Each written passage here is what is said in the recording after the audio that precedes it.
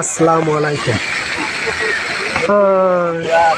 সম্মানিত ফেসবুক বন্ধুরা, একটা জিনিস খেয়াল করুন, আপনারা এই বিরা মসজিদ, যেটাকে গলাকাটা মসজিদ বলা হয়, সেই গলাকাটা মসজিদ, এখানেই যারা অপরাধ করে তাদেরকে গলা কাটা হয়। তবে এখানে একটা জিনিস আপনারা খুব নিবিড়ভাবে লক্ষ্য করবেন। দেখেন, এখানে বাচ্চাদের খেলাধুলার যথেষ্ট জায়গা আছে। বাচ্চারা মেধা বিকাশে যথেষ্ট এই দেশের সরকার আন্তরিক। বিশাল করিডোর, মসজিদের সামনে কি বিশাল করিডোর, যেটা আসলে নিজে না দেখলে বুঝবেন না কত সুন্দর লোকেশান। এখানে আপনার বাচ্চারা দুষ্টামি করে, খেলাধুলা করে, ছোট ছোট বাচ্চারা, দেখতে অন্যরকম এক অনুভূতি।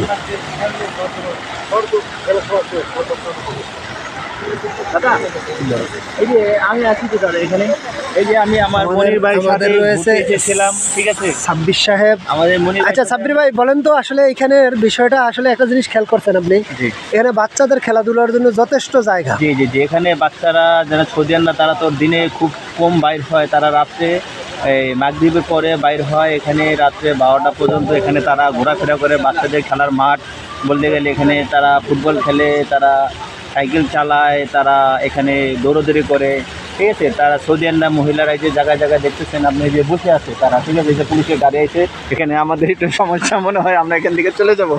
যদিও আমাদের সমস্যা নাই, তারপরেও আমরা একটু সতর্কই থাকি, কারণ সৌদি আরবে প্রচণ্ড ধরপাকড় চলতেছে।